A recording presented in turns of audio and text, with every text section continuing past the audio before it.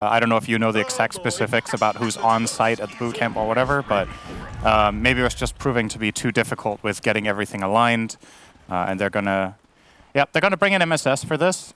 From a drafting perspective, doesn't feel very different though. Like the panel was talking about, maybe we're gonna kick it up a notch with pace, but they're still putting MSS on Viper was not something I would expect to see today.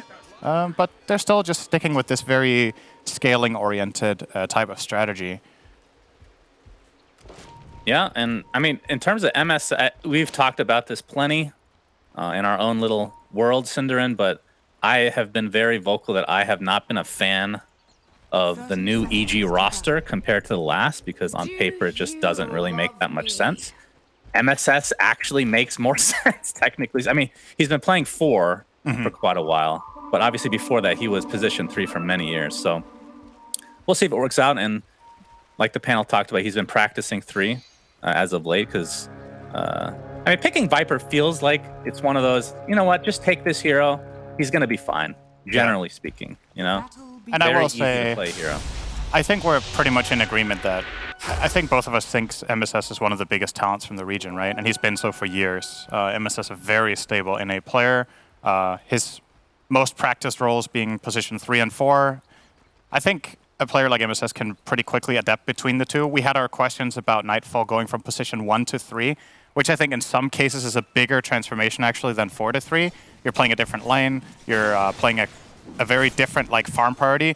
Many times the 3 and 4 are more similar in net worth to the 1 and 3, right? Like the responsibility and the shot calling you get to make from the roles are different. But, people are going to speculate now that he isn't playing what's going on, etc. It's all speculation. We don't really know apart from the logistics comment. So we're just going to take things at face value and look at MSS playing his one of his best roles here. Yeah, and I mean, what Lacoste also said, which is in the announcement for EG, is they literally said that Nightfall will be back for Season 2. So this does sound very much so like a temporary thing. But I think the thing that shocked me the most between this roster shuffle, if you want to call it that, is that MSS did not find a team. How is that possible? He must have got offers that he turned down, I think. At least from my perspective, he should be one of the hottest pickups you can get in the region. Yeah. And one of his competitors, if you were to look at it from... Z-Freak! Did he actually get surrounded? Yeah, but he does TP back to safety. I was going to say, if you looked at it from a position 3 perspective, which might not have been MSS's first priority to begin with, but one of the players that would rival him for that spot would have been Lelis, but he went to Alliance in Europe, so he didn't even have that competition on the spot to find a team, right?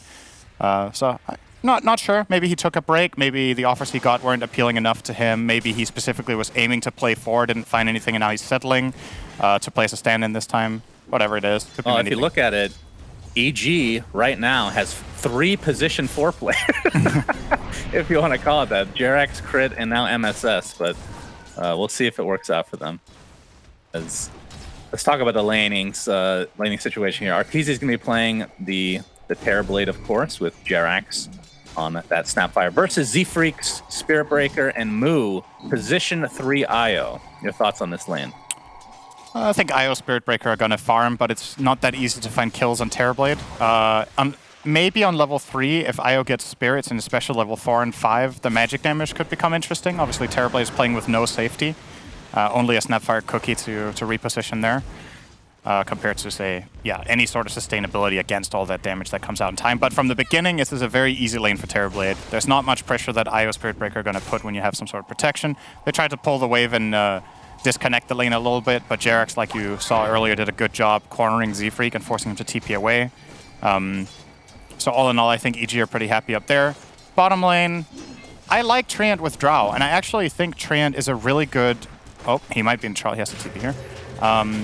He's a very good friend for Drow in this lane just because of how extremely valuable Living Armor is against Tag Team. That should be the difference maker that allows Costabile to lane here pretty much scot-free. And you're really happy with that playing against Viper, right? If you're just farming, that's awesome. That hero is meant to destroy you in lane, and he isn't doing it right now. Yeah, and then the one lane we haven't discussed is mid Gunner Invoker, the Quas Wex Invoker versus Abed's Kunkka. How does this match up typically? I mean, there's a lot of regen, obviously, on the Invoker side. What are your thoughts on this matchup? I'd say in the last couple of months in general, this has been, including at TI, this has been considered a Kunkka favored lane. I've seen Invokers do better and better. Oh, Husky's in trouble here. He's actually just going to die. Crit, first blood. First blood. Nice and easy. EG. Oh, that's a good cookie. Moo. A couple more hits from Arteezy would do it. Gonna walk away as Moo. No, looks like he will get away scot-free. Pops that wand. See if he gets a nice little bash on Arteezy. Just keep him at bay. But yeah, the Kunkka Invoker matchup was considered Kunkka favored at TI, but lately, especially Quas Exort Invokers have been doing well, if not even winning the lane. And you can see right now Gunnar playing Quas Wex against Abed, and the lane is a wash. Cool. So Top lane again. Beautiful cookie from Jerax, and that's going to be a kill onto Moo. So they do successfully get him finally. As Z-Freak getting pushed back as Arteezy just going to farm away with that meta. Jerax pretty much out of mana now, so Z-Freak is fine. yeah, Moo will have a TP to connect back up here, but obviously a pretty major setback. They got a lot of value out of this Metamorphosis, EG, getting the kill, getting Arteezy a lot of extra CS, and he's looking great to begin with. Obviously, the Drow matchup is something to be a little bit worried about. It's not just Drow. You know, Drow usually has a good matchup against Terrorblade because of the ult, but there's also Alacrity. And Drow can be very overpowering for Terrorblade if she has good farm, and so far it's going... It's not as good as Terrorblade's, but it's stable, to say the least. So I don't think, if you're a Four Zoomers fan, you're not too worried about seeing a farmed Arteezy in this game, as long as Costa Bile as well as Gunnar are having their own, then they have solutions later on. And speaking of Arteezy, top lane gets brought down by Moo and Z-Freak together, so... Oh, that was even only level 1 Spirit. Jerax, they knew that he had left the lane, but he is mid lane with the X marks from Abed. Gunnar gonna get hit, and they do have vision with that cookie and a couple right clicks. Wait, Living Armor's gonna save him for now. Torrent, it will actually connect. Wow. Abed, great. Great 50-50 there, Synderen. But is it a 50-50 when it's Abed, though? Yes, I'd still say so. I mean, 50-50 is good odds for Kunkka. That is true. That's a good torrent ratio without X. 50-50 with X is your torrent ratio on Kunkka. That is actually probably giving me extra credit there. So it's probably worse. I'm a good friend. We talked about this earlier, right? It's because of the tick rates of the servers. Oh, yes. Yes. That's the reason. And the hertz of my monitor. Very, very good shards here from Crit. Costa Bile stuck in the shards for now. There's the support from Husky, but the cookie's going to ensure yet another kill going the way of EG. So 4-1 advantage for them. I thought Costa Bile was going to skill Gust level 4 in this lane. For that reason. It's such a big spell to have against the Tusk. But has opted to go 2-0-2, and in that situation might have lived with the Gust point. Will, of course, allow him to play more aggressively when they are ahead, but that's not really what is bound to happen in this lane very often. That you get ahead and start playing aggro. Oh, Husky. The cookie's going to miss. Husky. Oh, Jerax. Yeah, I think that's the first cookie he has missed all game, is Tornado coming in, not going to connect. Z-Freak coming into the fray as well with that charge, but TP supports from EG could try to turn this around. It looks like Jerax is going to save himself with that snowball. And looks like Gunnar is going to be taking the brunt of the damage here, Cinder. And so EG, in terms of kills, are doing quite well right now. Obviously, Moo just hitting level 6 now, so if he ends up putting a point and relocating and trying to get something going here for Four Zoomers. Yeah. He's closing in on Holy Locket as well. Something to not underestimate about their lineup is just the raw amount of sustain that they will eventually have, right? You've got IO with Locket, potentially mech later. You've got Treant, Living Armor, which is going to be leveled up. So far, so good, definitely for EG. They're finding some nice kills, and I love the rotation there from both Abed as well as Crit coming in with the save on Jerax. They're going to be probably looking for more of these plays sooner rather than later, because once that sustain comes out, you could have slight concerns for their damage capabilities aside from Terrorblade, right? If Terrorblade is not in the fight and IO has mech Locket, you might struggle to bring these heroes down with what you've got. It's going to take a while. So rather keep up the pace here. Costa Bile. Oh, he's going to run right into Crit and Jerax in his own triangle. Still only level 5. And that is going to be an easy one for EG. And they get some wards up there in the meantime. Yeah, nice. And if you look at the mid matchup, Cinder, and Abed versus Gunnar, in terms of, I know some of these are neutral creeps, of course, but Abed close to doubling the CS here. Actually over doubling the CS now. of Invoker. Yeah, they ganked Gunnar mid once, and his rotation bottom failed, and he got counter-ganked there as well. So died those 2 times, even though Abed didn't get the kills, obviously has way more free time while the Invoker is dead and making the rotations to begin with. And Abed's just going to keep scaling. So, funnily enough, this lane was very even until they started moving. Yeah, they will get this tower. Mid tower needs to be held here, though, for 4 Zoomers. I would imagine they're not just going to give this one up, or are they? Just flat out sacrificing mid tier 1 minute 9. They are keeping people in. They have living armor. They can't give this. Charge onto Abed. Still Z-Freak level 4, so no Nether Strike to work with. That'll buy them a little bit of space here. No creep wave for EG. It looks like they want to continue on with that little shredder. I don't see why not. I think it's going to go down one way or the other, and will be taken by Crit himself. That is a huge grab for them. 9 minutes and getting that mid tower with this lineup. Would not have expected that at the start of this game. It is a little bit of space technically. Yeah. Well, Costabile needs to be careful again. They're really not giving him much space. In the meantime, Arteezy is just getting almost everything he wants. Like, not completely full free farm, but he definitely has a good amount here, sitting at the 62 compared to the 41 of Drow. Oh, the smoke pops. Jerax knows he's in the vicinity. Costabile. Ay, ay, ay. Oh, there is a relocate coming. Do they have enough time to buy here? As MSS comes in as well with a Viper Strike. Costabile looks to be super dead. They're going to get the trade onto Jerax, but it is a support for a position 1. It's turning into a good old-fashioned team fight now. It's Crit gets a Walrus Punch on the move, has his relocate, but he gets X'd and is be brought back in quick succession. So 2 quick kills for EG again, and only cost them their position 5 Snapfire. Looks like EG is getting absolutely everything that they want, Synderen. Yeah, and let's remember how important this series is for them as well, right? EG is sitting at a 2-for-2 score in the division right now. If EG wants a chance to go to the major, they need to win every series they have left, more or less guaranteed. There's 2 teams at the top of the board right now with 4-0. The region only has 2 slots. Those 2 teams are playing after the series. That will be Quincy Crew against Undying. So if EG wins against the loser there, they could secure themselves a tiebreaker for second if everything else gets won out, which is the way, it looks relatively likely, at least at the top of the board. So this series is EG are on their last leg, basically. Yeah, for sure. Z-Freak's going to get caught out. The perma-stun from EG overall. Down he goes, 9-2. 3K net worth lead at 11 minutes. Pretty big. As, like you said, Arteezy just continuing to farm completely uncontested. I mean, he's level 8. He has the Dragon Lance. And I would assume goes for the casual Yasha, and then I'm not sure what you would go after that for this game. What are your thoughts? By the way, I just need to interject. Gunnar does not have Midas yet. So he had his urn relatively early, but he's gotten ganked a couple times. Yeah. So still sitting on the Gloves of Haste. Oh, they found Mu again bottom. Yeah. Not looking good for him. Boat will connect, and Abed gets credit for that one. I think Manta is actually very good this game.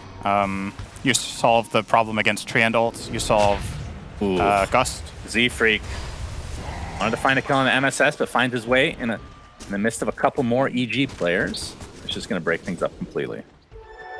Yeah. Sorry to interrupt, Synderen. No, it's all good. We got to call out the action that isn't happening. I think Arteezy going for Manta here would be solid. You get out of Overgrowth, you get out of Gust. You have a way of disconnecting from Invoker's combo as well. You can dodge EMP. Arteezy very known for his Manta dodges.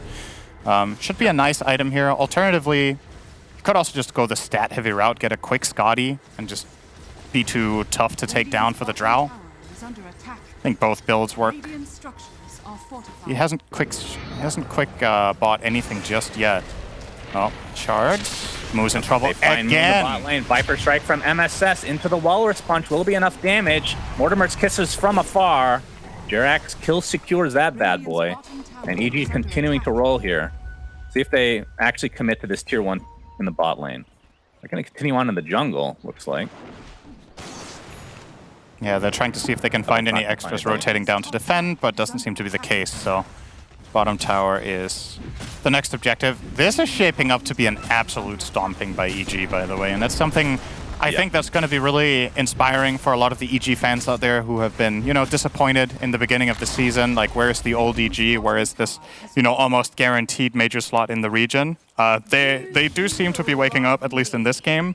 The question is if it's all too late.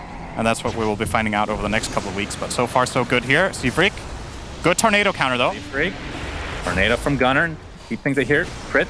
Trying to get away. That cold snap is going to keep him in place. Gets off the Walrus punch, and you can see the multi-shot from afar. A nice stun from Husky getting off that route. Abed has the BKB activated, but he's getting decimated by 4 Zoomers. So nice 2 kills here for 4 Zoomers after a very, very rough start. Wow, that's a pretty major gold swing they got out of that. Was that almost 2k gold? Weren't they like 5k down? Maybe it was only 1,000, but a decent-ish swing there. All you have to do is let me. It looks to be about 1,300 net worth swing there. Yep. Surprisingly enough for me, the win expectancy of the game has basically been staying afloat at a 4 Zoomers advantage for the most of the game, even though they've been behind on gold. Now sitting at 53%, even down 3k minute 14, so Gaben just loves Drow, man. He made an Arcana for the hero for a reason, and it's yeah, but he's not using the Arcana. That defeats the entire purpose. That's why the win percentage is this high. If you do use Arcanas, it is known. It is a fact that people that use cosmetics use it as a to compensate for lack of skill, which is why you love every set. That's true. I can't argue there, Cinderin. Continuing to bash me left, right, and the center. Abed. It's what I do. It's what friends do. I've read that. BKB. I've read that in books about how to make friends. Be an asshole. Constantly. People love it. EG have smoked up. That is an American culture thing that is bleeding towards the rest of the world, of course. Looks like Z-Freak's going to take... Oh, good charge. Right. He takes off. That's exactly what I was going to say. Charges to safety. Yep. Charging towards Jerax, so Jerax actually in kind of a precarious spot here. Obviously doesn't know that he's being spotted. I think he's going to live. It looks to what do be you an think? easy kill. Yeah, maybe next time. He got the he courier. gets the courier first, though. All right. Clutch. I think that is anti-clutch from 4 Zoomers, more so than clutch. Just a random-ass courier there. Jesus. It has, well, in all fairness, they only saw Jerax there for 15 seconds before the courier. Yeah. It's a good saving grace there. Yep. As Moose still rounding out towards a mechanism. That was his courier, by the way, so... Yeah, it wasn't with the mech on it, though. No, it was not. Husky going to get punched in the air. There's the gust that you were talking about, but looks like they're going to get a freebie on the Treant Protector. Crit is earned right now. Gets off the snowball to start. Abed, that's a nice dodge onto the EMP as a result, but now puts him in a weird spot. Abed has to pop his BKB. Mortimer's kisses from afar. Another strike onto Abed. He's still in the midst of things, but they can't do any damage to him with that BKB activated. That's a second kill for EG in this engagement. They lose their tusk, though. Z-Freak continuing to charge, has a Viper Strike applied. Like he'll be able to walk away safely, and this fight might be over unless Gunnar can get a nice catch here. Snap. Earn. Full snap to start, but multi-shot doing quite a bit of damage with the EMP connecting as well. Sunstrike to follow. It is enough. Gunnar. Invoker God indeed. There's the X marks onto Z-Freak, but most of the damage is going to be onto MSS. I don't think they can save him here. So another good engagement for 4 Zoomers. EG just sticking around a little bit too long. Freak. He's going to get caught in the ice shards again. Walrus punch to follow. Oh, good mech. He is so tanky on Z-Freak, though, with this living armor. That's mech, living armor, locket. Wow, an actually funny voice line from Kid Invoker. Who would have thought? All right, mid tower is going to go down. Costa Villa will claim this with Complimented the a child for once. Your hatred is not as deep as I thought. I actually liked that voice line. That was pretty funny. All right, so this begs the question, where is Arteezy, right? We've played for the last 5 minutes. EG have been opting to take a lot of fights, and they have not brought the Terrorblade at all. These fights are losses because they're playing them 4v5, and I understand sometimes you feel the necessity to make these moves to, make space for your carry. If Arteezy doesn't want to fight before he has his Manta, which is now completed, I think that's totally fine, but perhaps the rest of the team a little bit over-eager to, get involved then. They could have played it more defensively, wait for the Terrorblade's timing, and bring all 5. But they did opt to go for these fights, and I think, honestly, they've kind of just brought 4 Zoomers back into the game with this recklessness that they've shown on the map. 4 Zoomers just grouping up as 5 and winning fights. Only 1k lead now for EG. perhaps playing a little bit too cocky. I mean, they do have a bunch of heroes that want to fight, right? Like outside of Terrorblade, all these heroes want to have these little skirmishes. But like you said, 5v4 is an issue. It's hard to take skirmishes especially with the sustain of IO. Exactly, that's what I was going to say. If you're fighting in an outnumbered position against a sustain-heavy lineup, that is usually a recipe for disaster, right? Because by being 4 heroes, you have less damage than if you're 5 heroes. Did you know that? And you know. Wow, that's math. Yep. That's what I've been hearing about in the NA. Is there's a Viper strike on Abed's trying to walk away. The cold snap was keeping him at bay for now, but there's the boat's going to get a lot of damage mitigation. Z-Freak is going to be the first to fall in this engagement as Husky looks to be next. Arteezy has joined the fight, ladies and gentlemen. 2 dead in the blink of an eye in favor of EG. Looking for Moo now. Gets off the tether, though, so we'll be able to walk away safely. 2 supports. It's something for EG, not the biggest, but they will, of course, take this opportunity to invade the triangle, farm the Ancients. Roshan How is that a Forged Spirit? Do you see those Forged Spirits? That literally looks like a courier. Glance value is intact. Wow. I'm shocked. You love that, of course. I do. Yeah. Now that I know what it is, it's great. Now that wait, what is that? Oh, I love it because I couldn't tell what it is. Yeah, great. Adds flavor. I think we should have a courier that is a bicycle delivery service. How about that? Sure. Why not? Yes. You'll love it. I mean, if we can have a turtle viper, Cinderin, we can have anything. You're welcome for that one, by the way. Good. I feel like that's more recognizable than that was as a Forged Spirit, not gonna lie. The courier is now chasing Jerax in the top lane, by the way. Gunnar's gonna TP on top of the courier. That is actually a Forged Spirit. Jerax. How to Train Your Dragon? Stuck inside the trees. Looks like he is donezo. All right. Nice pick off there from Gunnar. So yeah, EG, they did invade the triangle, get that Ancient stack, but they didn't Roche. It's something their lineup is pretty damn good at, right? You've got Terrorblade as well as Tag Team and the Snapfire Medallion plus Little Shredder, but the heroes that they killed were not high enough priority and they didn't have enough time to get it done. So Roche currently sitting on 3/4 health. He is healing up pretty quickly though. We'll have full health in about 100 seconds. That is 1 minute and 40 seconds, Shannon. Okay, thank you. So if neither team tries to engage there, he will be full health in 1 minute and 30 seconds now, because 10 seconds have just passed. So if you're EG in this spot, Cinderin, are you still fine to continue to fight as long as Terrorblade has the meta, or are you waiting for some sort of a different timing now? I think Arteezy's Scotty is a really good moment to go again. He's 2k away. That should take him about 3 to 4 minutes with his current GPM. Probably more likely 3 minutes if he doesn't die. Then you can group up, make a smoke move, and maybe get Roche. All right, Jerax. That's lane. Crit.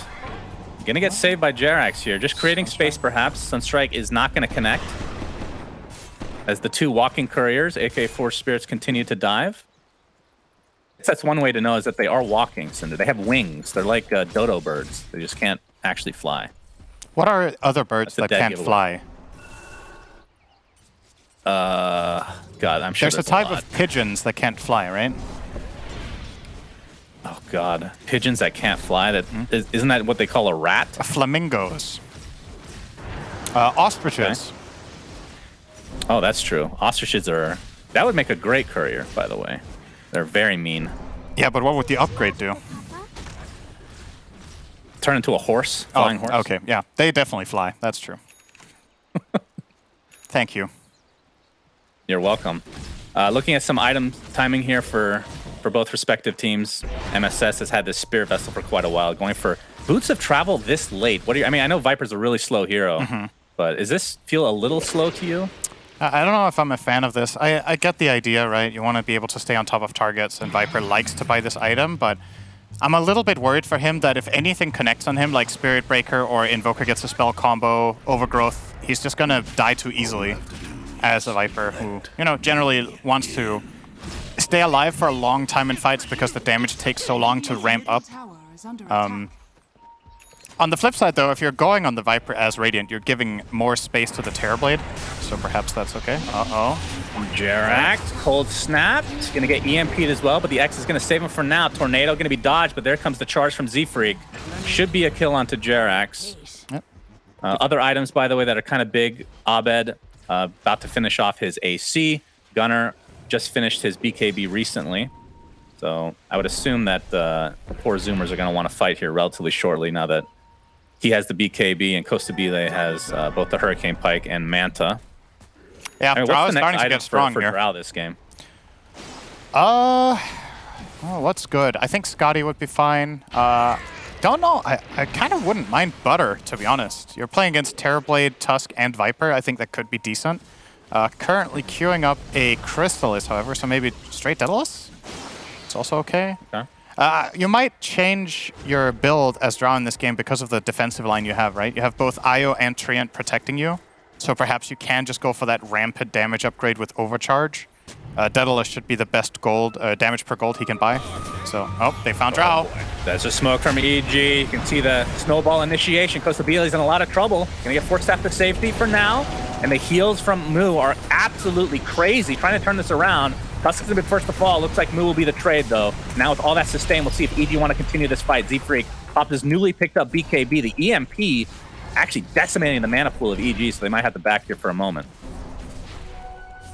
Yeah, I think if you're 4 Zoomers, you're pretty happy with this. You traded 1 for 1. It was a core Xing first a of 4. teammate. 4 Zoomers want to re-aggress here, but there's a Viper Strike on the gunner. Pops a BKB shortly after. MSS is going to die pretty much immediately, and there's Arteezy with the meta, completely surrounded now. He's getting completely destroyed by Costabile, but closes the gap, so now that passive doesn't come to fray anymore. Getting forced out to safety, but that's just too much damage to withstand. 50 seconds on the deck, no buyback for Drow, as Arteezy is just going absolute ham. Triple kill for him. Even a buyback expended on the Treant. We'll see if EG wants to go for the old Roshan. Yeah, I was just about to say, that was not bad for 4 Zoomers. They traded Io for Tusk, but that was an EG smoke, and they used meta. And now they opted to re-engage into this fight. So you're going to see the beginning of it here. With this catch, getting Drow out to safety here after the failed Force Staff, you should be pretty happy with this, like you traded 1 for 1. But I kind of get why Gunnar wants to re-engage. He knows there's no Terrorblade meta. He knows there's no Sunder. But Drow is already slightly exposed, coming up with half health up the high ground, and they immediately just identified and piled on him. This is the second part of the replay here. So getting that ice wall placed, they kill the Viper, but they use everything in their toolkit for this basically, and Arteezy can just, you know, go to town. They're trying to kill him, he manses it off. Did they mistime how long the meta would last? When did he pop meta? Wasn't it at the beginning of the, like the very beginning of the fight? That's a pretty major mistiming, right? Considering he's finishing the entire fight with it on. That's why MSS is laughing. Yeah, I'm not sure when he actually popped it. I mean, he had to have had it at the beginning of the fight. That wouldn't really make any sense, but I mean, I like the idea of when you see somebody get X back to base that you just aggress to try to... I totally get what they were going for. I don't feel like this wasn't like a total blunder or anything, but they were lacking a little bit in the damage department, and the fact that Spirit Breaker charged the Viper meant that that amount of protection that they need for the Drow against Terrorblade wasn't present. They really need Spirit Breaker charge to break up the Terrorblade in the fight. And didn't have it. So nice fight for EG. They claim Roche, and they are straight down mid lane to the tier 2. Arteezy picking up Blink Dagger. I think his mindset right now is, I literally just need to get on top of Drow and kill her, and then I can't die. So I think this is a pretty good read. Go straight Swift Blink, maybe? We'll see. Sure, why not? If you have the Blink already, it's pretty good value. And it's a very expensive recipe. You actually would go for Swift Blink ahead of, I guess your inventory is getting kind of full, but looks like he's going to go Hurricane Pike, just upgrade that Dragon Lance first. Okay. Extra mobility to stick to Drow. Oh, if you do look at the stats on Swift Blink and the fact that you've already bought the dagger, right? The upgrade itself gives you 6 seconds with 45 attack speed, 40% move speed, and 45 damage. And you know the type of fight in this game is all about who overpowers who among the carries, Terrorblade versus Drow. I think it's a pretty good expense. Oh, Husky. Husky is dead. Thank you. I think the one thought process with the Hurricane Pike is, you know, obviously damage, whether it's a Blink Dagger or an upgraded Blink, it's going to get canceled with any damage. And mid-fight, Hurricane Pike just gives you more options to stick to Drow. Pike is also fine, for sure. Looks like this tier 2 tower is going to fall in the mid lane. Still have 2.5 minutes with this Aegis. We'll see what EG want to accomplish with this. They can get the bottom tier 2, maybe go for some outer towers on the top lane. Don't think it's high ground time yet, though. No, it is a bit scary pushing high ground against Radiant's lineup. They've got a really good defensive line. They have Living Armor, Invoker, Spirit Breaker Charge, Multi-Shot. If you want to just flat out go high ground, I think you need a pretty major advantage, and the Aegis just isn't enough, I think. Seafreak is toast. Seafreak dead.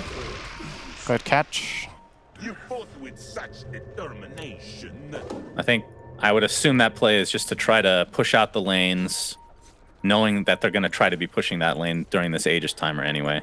But a good portion of EG are actually top lane, and this could be a really big kill on Costa Bela. They're going to be scouting it out with their illusion. They saw him. Mu still has his ult, though. There's the Mortimer's Kisses. Arteezy jumps in, gets off the reflection. Meta as well. Mu is donezo. Costa Bela gets stuck inside the shard as well. And 4 Zoomers just falling apart now. Great play from EG, though. They even found Husky. Yeah, the boat connects as well. Reflection to follow. And right clicks commence. Double kill for Arteezy. Still a whole minute to go with this Aegis.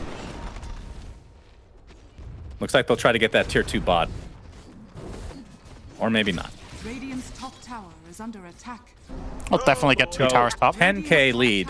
10k lead here for EG Synderen. 4 Zoomers. What do they need to do? Is there a timing that just gives them the best chance? I mean, we talked about, I guess the Chrysalis is going to be the silver edge for Costa Bela. I think the best timing that they have is when the Aegis expires. I don't know if you wait for any items. I'm not sure if it's going to favor you to complete anything because, you know, EG are controlling more of the map than you. They are scaling just as well as you, if not better. You know, if you wait for Drow to finish your Silver Edge, we can tell from our perspective that the Kunkka is going to have a Hex and Terrorblade will have his next item. So that wouldn't really be a good trade-off anyway. So I think, you know, look for it, smoke up now, ideally. The Aegis is expiring. EG are playing aggressive around the mid area. See if you can find an opportunity. They're going to have a full 70 seconds with no meta as well. Yeah, it's a very good time. Perhaps want to push out a little bit first. Crit. Hanging out in the shadows right now. Solar Crest is applied. And Mu trying to position himself nicely here. Zefreak gets the charge off. Gets torrented immediately. Abed, wow. That is very nice timing again. And 4 Zoomers trying to reset. Well, 40 seconds with meta on cooldown. Oh, that is a good... Blast Rig might be the item for Drow over Titan Sliver. Your thoughts? If Terrorblade's jumping, I mean, I guess Reflection is not really going to do anything. Yeah, he can Manta off as well, right? I'm not sure if it's... Yeah, true. I don't... The armor is nice, but I think the active, or rather the passive on the Blast Rig won't really matter for much. Radiant's bottom tower is under attack. Alright, MSS going to be scouting here with Xmart. Scouted nothing. He just ran in circles. Well, here comes the smoke, though. This is basically a game-deciding moment. If Zoomers lose this fight, they get double raxed. If they win it, it could be the beginning of a comeback. But I think they need to find not... I don't think they go on the Terrorblade. They need to find other targets first and kind of kite the Terrorblade around a little bit with their sustain and with Overgrowth, Charge, Tornado, and kill the easier targets first. Let's see what they find here. They're wrapping around. The Freak taking the outpost right now, and they know that they're here now, I would assume. EG trying to... MSS on the cliff right now, thanks to his spider legs. Ice Shards will not trap anybody, and 4 Zoomers just a little bit too scared here in this engagement. Arteezy looks like he might find somebody. Abed with the X. I mean, any kill will be pretty valuable here. You can see the triple meteor surprise coming through. Crit jumps in with the Walrus Punch. Husky gets off the Overgrowth, and now Crit completely left by his team to die. Yep. Perhaps EG falls back here. Don't underestimate those heals. And they're going to chase. Set. Actually, yeah, taking the outpost so that if Crit buys back, can just TP and help out, which he will do exactly that. Abed pops the BKB, X marks on the Costa Bela with the boat. Not going to connect, but the right clicks from Arteezy. Whoop! Nice save from Aya, though. Although it's a baby blink. I thought that was back to base. Never mind, he's dead. Double kill for Arteezy. And Mu just going to go back to the grave as well. So 3 quick kills, costing EG only 1 buyback. Was that a misclick? I don't think so. I think he wanted to relocate him slightly back so that they could still return to the fight and replay, but... Well, he did exactly that, slightly. Yeah, maybe a little bit further than that. Gunnar looks to be mega dead. Buyback from Tree is not going to save him. Still 2 buybacks to work with for 4 Zoomers. But the big one for Costabile, Drow, does not have his. So these buildings will be getting crushed by EG. 17k lead.